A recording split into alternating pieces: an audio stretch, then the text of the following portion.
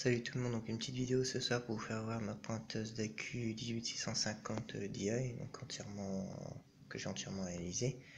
Donc panneau d'affichage, on retrouve l'afficheur de tension secteur, l'afficheur d'ampérage, donc ça c'est l'ampérage consommé sur secteur, qui pour l'instant ne fonctionne pas.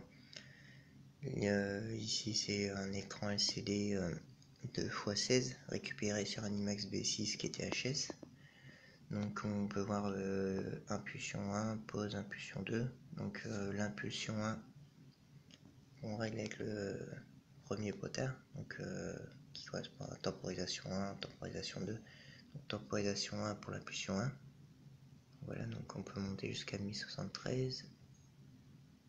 Donc pour le moment ils sont réglés, je les règle tous les deux sur 100, quasiment au minimum, parce que le minimum est de 50 millisecondes. Donc là pour le moment je les règle à 100. Voilà.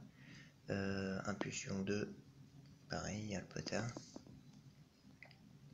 Donc le petit boîtier gris qu'on voit en dessous, ça c'est un truc récupéré sur un caisson de base de PC, ordinateur. Donc j'ai juste remplacé le potentiomètre qui servait au son par un 10 kΩ, je crois, mémoire, pour pouvoir régler l'intensité augmentée de l'écran LCD. Voilà. C'est plus pratique. Ici il y a une LED, j'ai remplacé la LED pareil qui était, je sais plus de quelle couleur, par une bleue, comme tout à peu près bleu. C'est plus joli, et c'est pour voir les impulsions. Voilà. Ici on a donc la clé BTR. Donc j'ai juste fait un trou là pour y insérer la clé BTR.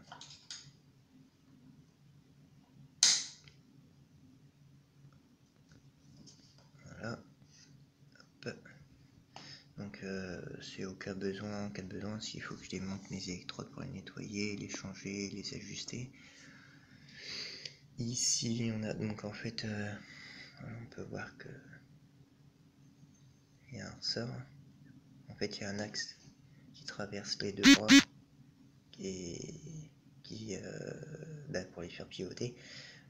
C'est deux barreaux de cuivre plein, donc j'ai engainé dans de la gaine PVC, dans de la gaine en plastique, pour les isoler, pour être sûr qu'ils se touchent pas l'un contre l'autre. Et l'axe pareil, l'axe est isolé, donc j'ai percé les barreaux plus gros que l'axe et j'ai isolé l'axe avec 3 épaisseurs de gaine thermo pour être sûr.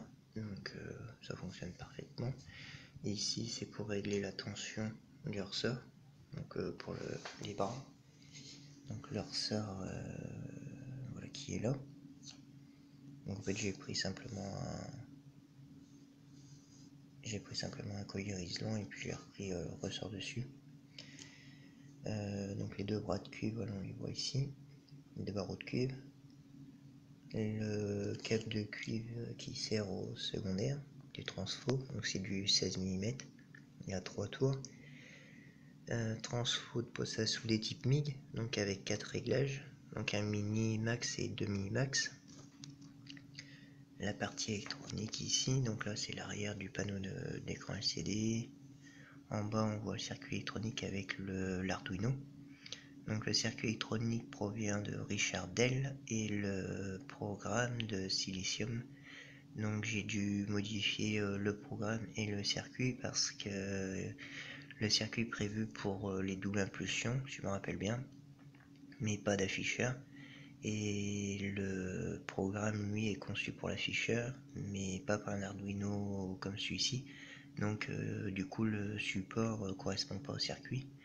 Donc j'ai adapté le programme l'Arduino Pro Mini pour pouvoir se servir de circuit. J'ai légèrement modifié le circuit puisque les emplacements des fiches pour l'écran, tout ça, ont dû être modifiés. Donc on voit les deux triacs. Donc tout ça fonctionne très bien. L'alimentation de l'Arduino c'est par un petit circuit électronique là. Donc ça c'est simplement un chargeur de téléphone portable dont j'ai enlevé la coque et je l'ai collé à la colle chaude. Il est relié donc alimentation secteur sur le panneau d'afficheur ici, et puis la prise USB simplement qui va relier à l'Arduino ici. Donc à l'arrière, enfin sur le côté de la pointeuse. Donc on a ici la pédale, donc le raccordement. Voilà. À l'arrière, on a les deux interrupteurs donc de puissance. Donc ça c'est pour les réglages de puissance du transfo. Donc on a 1, 2 minimax. Donc on peut régler 1 minimax et 2 minimax. Donc pour le moment je suis sur le 1 max. Donc je peux descendre à mini, mais bon, un mini c'est plus du collage. Donc ou alors faut augmenter vraiment le temps des impulsions pour avoir une bonne soudure. Et c'est pas vraiment idéal parce qu'on fait plus chauffer la queue, donc on est mieux d'augmenter un petit peu la puissance et de réduire le temps d'impulsion. Donc là malgré tout sur un maxi je suis quasiment au minimum du temps des impulsions. Voilà. Donc bon après c'est un coffre que j'ai fait en bois. Voilà, donc qui logiquement est fermé, mais là je l'ai ouvert pour la démo, pour la vidéo.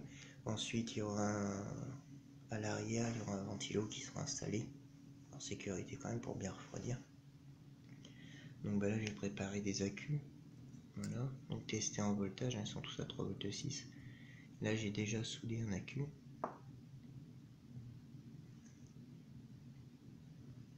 Ouais, je vais essayer de faire le focus, c'est pas évident. Voilà. Ouais. On peut voir que ça fait des bonnes soudures. Donc je vais essayer de souder deux accus ensemble. Avec une main c'est pas évident.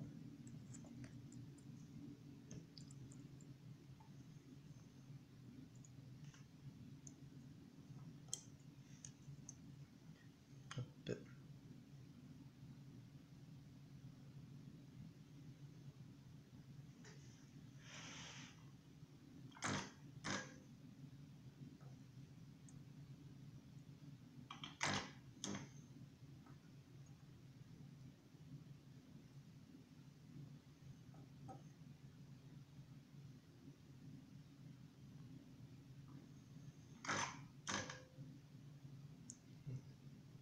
Voilà.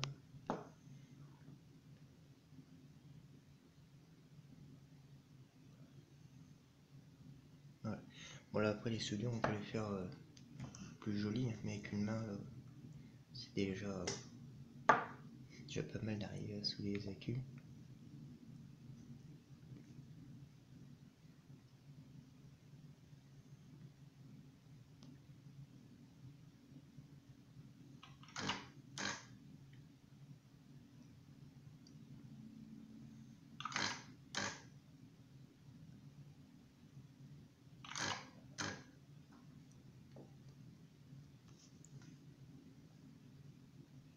Voilà. Ah, déjà un peu mieux dans ce sens là.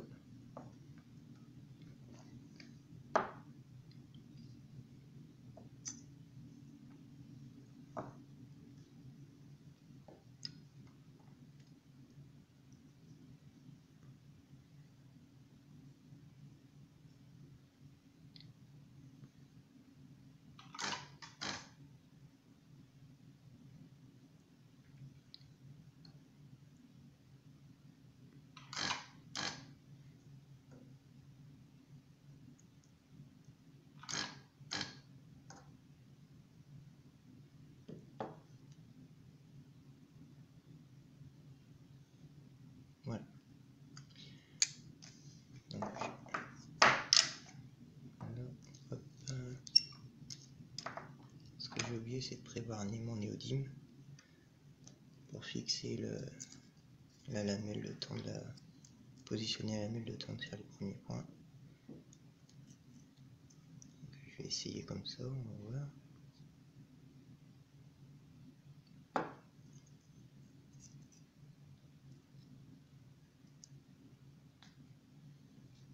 C'est pas gagné.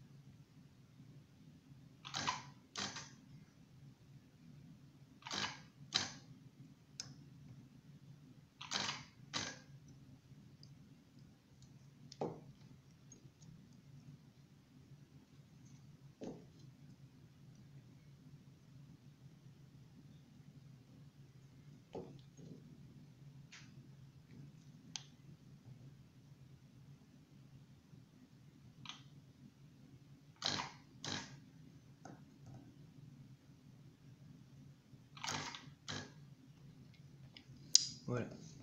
Bon, on voit qu'il y a un petit pli, ça c'est parce que j'ai soudé à la main avec une main, donc forcément on peut pas aligner les accus bien comme il faut. Mais ça c'est des vieux accus de toute façon, donc c'était juste pour la vidéo. Mais bien sûr, si c'est pour faire une batterie digne de ce nom, il faut positionner les accus comme il faut. Mais le principal là sur la vidéo, c'était de faire voir les soudures. Donc on peut voir qu'il y a de très belles soudures. Même limite mieux que sur certaines batteries que j'ai pu démonter, où les batteries sont défectueuses parce que les accus sont carrément dessoudés. C'est vraiment collé. Donc là on peut voir que c'est bien soudé. Après on peut essayer. Voilà, c'est d'arracher.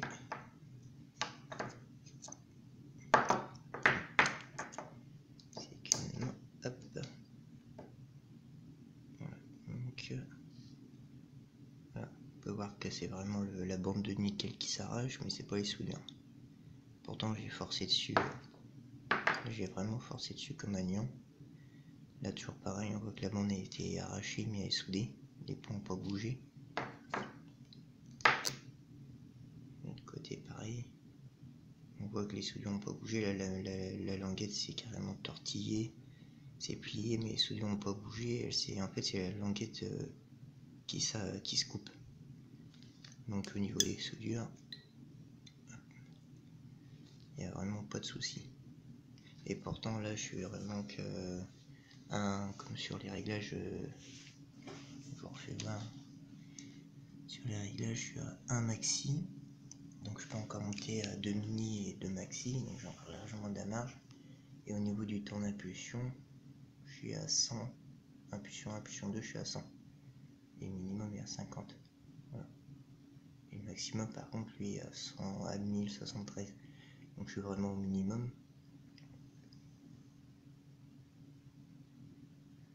Voilà. Et ça fait de très belles soudures et des soudures très fiables. Voilà. C'est pas évident à faire avec le téléphone, mais on voit quand même.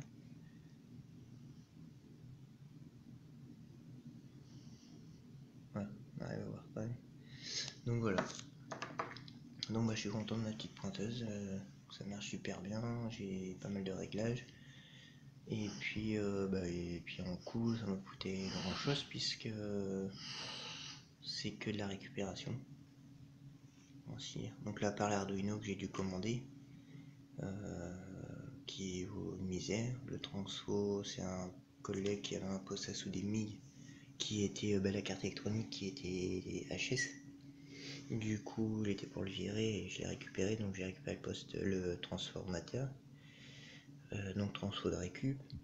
Un ami qui m'avait donné une pointeuse, en fait une pointeuse tout premier prix là, qui avait grillé, donc il y avait déjà le circuit de Richardel. Et puis du coup j'ai récupéré le circuit et l'Arduino que j'ai programmé. Voilà, bon bah allez, ciao.